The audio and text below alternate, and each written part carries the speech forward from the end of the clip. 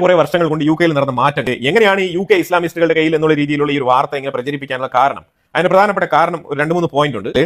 London mayor മുസ്ലിമാണ്, ബിർമിംഗാം mayor മുസ്ലിമാണ്, Leeds മുസ്ലിം മേയറാണ്, അതേപോലെ ബ്ലാക്ക്ബേൺ മുസ്ലിം മേയറാണ്, അതുപോലെ ഷെഫീൽഡ് മുസ്ലിം മേയറാണ്, ഓക്സ്ഫോർഡ് മേയർ മുസ്ലിമാണ്, ലാറ്റിൻ മേയർ മുസ്ലിമാണ്, അതുപോലെ ഒദാം മേയർ മുസ്ലിമാണ്. മേജർ ആയിട്ടുള്ള സിറ്റീസ് എല്ലാം കൺട്രോൾ ചെയ്യുന്ന മേയറുകളെല്ലാം മുസ്ലിമാണ്. ഇനി റോച്ച്ഡെയിലും മുസ്ലിമാണ്. നിങ്ങൾ നോക്കൂ, ഇസ്ലാം കമ്മ്യൂണിറ്റി അവിടെ എത്രയുണ്ടെന്ന് പറഞ്ഞാൽ ടോട്ടൽ പോപ്പുലേഷനിൽ ഇപ്പോൾ ഇംഗ്ലണ്ടിൽ നിങ്ങൾ നോക്കിക്കഴിഞ്ഞാൽ 4 മില്യൺ ആണ് മുസ്ലിം പോപ്പുലേഷൻ ഇംഗ്ലണ്ടിലുള്ളത്. 66 മില്യൺ പീപ്പിളിൽ വെറും 4 മില്യൺ ആണ് മുസ്ലിം പോപ്പുലേഷൻ അവിടെ ഉള്ളത്. അവരുടെ ഡോമിനൻസ് വളരെയധികം വൈബ്രന്റ് ആണ്. അതാണ് ഇതിനകത്ത് ഏറ്റവും വലിയ പ്രധാനപ്പെട്ട വിഷയം. ഈ ഇസ്ലാം കമ്മ്യൂണിറ്റിയിൽപ്പെട്ട നാഷണാലിറ്റി കിട്ടിയ യു കെ നാഷണൽ ആയിട്ടുള്ള ആൾക്കാരാണ് ഈ 4 million. 4 million out of 66 million. അതാണ് മനസ്സിലാക്കേണ്ടത്. ഈ വെറും 4 മില്യൺ ആണെന്നുണ്ടെങ്കിലും ഇംഗ്ലണ്ടിൽ മൊത്തത്തിൽ 3000 മോസ്കുകളുണ്ട്. ഇതൊക്കെ വളരെ റീസെന്റ് കഴിഞ്ഞ ഒരു 10 വർഷത്തിനുള്ളിൽ എട്ടിപ്പൊക്കിയതാണ് ഈ 3000 മോസ്കുകൾ. അതുപോലെ തന്നെ 130 ഷെറിയ കോടതികളുണ്ട്. 130 ഷെറിയ കോടതികൾ ഇംഗ്ലണ്ടിൽ. ഞാൻ പറയുന്നത് സൗദി അറേബ്യയിലോ അല്ലെങ്കിൽ ഞാൻ പറയുന്നത് അറബ് എമിറേറ്റ്സിലോ അല്ലെങ്കിൽ മിഡിൽ ഈസ്റ്റുമായിട്ട് ബന്ധപ്പെട്ട രാജ്യങ്ങളിലല്ല ഞാൻ പറഞ്ഞുകൊണ്ടിരിക്കുന്നത്. ഞാൻ പറയുന്നത് ലണ്ടനിൽ യു കെയിലെ കാര്യങ്ങളാണ് പറഞ്ഞുകൊണ്ടിരിക്കുന്നത്. അതുപോലെ തന്നെ 50 ഷെറിയ കൗൺസിലുകളുണ്ട്, സെപ്പറേറ്റ് കൗൺസിലുകൾ. ഇനി 78% സ്ത്രീകൾ, മുസ്ലിം സ്ത്രീകളും ജോലിക്ക് പോകാറില്ല. അവരെല്ലാം വീട്ടിൽ തന്നെയാണ് ഇരിക്കുന്നത്. പിന്നെ അവർക്കെല്ലാം മിനിമം 3 to 5 കിഡ്സ്, 3 മുതൽ 5 കുട്ടികൾ തീർച്ചയായിട്ടും ഉണ്ടാവും, മസ്റ്റാണ്. ഈ ഫാമിലി പ്ലാനിങ് ഇവർ ചെയ്യാറില്ല, നിയമവിരുദ്ധമാണ് ഇവർക്ക്.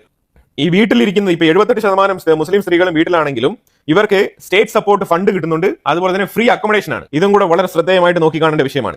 ഇവിടെ നിന്ന് നമ്മുടെ നാട്ടിൽ നിന്ന് ആൾക്കാരൊക്കെ പോകുന്നത് എങ്ങനെയാണ്? ലക്ഷക്കണക്കിന് പൈസ മുടക്കി സ്റ്റുഡന്റ് വിസ എടുത്ത് അവിടെ ബാങ്ക് ലോൺ എടുത്ത് അവിടെ പോയി ക്ലാസ്സിന് ചേർന്ന് അറ്റൻഡൻസ് കൃത്യമായിട്ട് രജിസ്റ്റർ ചെയ്ത് പാർട്ട് ടൈം ജോലി, അതും പ്രത്യേക മണിക്കൂറിൽ കിട്ടുന്ന ജോലികൾ ചെയ്ത് ആ തുച്ഛമായ വരുമാനം കൊണ്ട് ആ കിട്ടുന്ന ചെറിയ പൈസയിൽ അവിടുത്തെ റൂം റെന്റും കൊടുത്ത് അവിടുത്തെ അവരുടെ സ്വന്തം ചെലവിന്റെ കാര്യങ്ങൾ നോക്കി മൊബൈൽ എക്സ്പെൻസ്, അവരുടെ പേഴ്സണൽ ഹൈജീന്റെ എക്സ്പെൻസ് ഇതെല്ലാം കഴിഞ്ഞിട്ട് ചെറിയ സ്റ്റെർലിംഗ് പൗണ്ട്സ് ആയിരിക്കും കയ്യിൽ കിട്ടുക.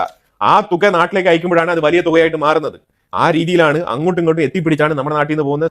ഈ രീതിയിൽ നാട് വിട്ട് യു കെയിലേക്ക് പോകുന്ന ആൾക്കാരെല്ലാം ഫേസ് ചെയ്തുകൊണ്ടിരിക്കുന്ന ക്രൈസിസ്. പക്ഷേ അവിടെ വേറൊരു സമൂഹം വളരെ ലക്ഷറി ആയിട്ട് ജീവിക്കുന്നുണ്ട്. അതാണ് ഇപ്പൊ ഞാൻ പറഞ്ഞുകൊണ്ടിരുന്ന ഈ സൊസൈറ്റി. ഇതൊന്നും നമ്മുടെ നാട്ടിൽ നിന്ന് കയറി പോകുന്ന മുസ്ലിംസ് അല്ല.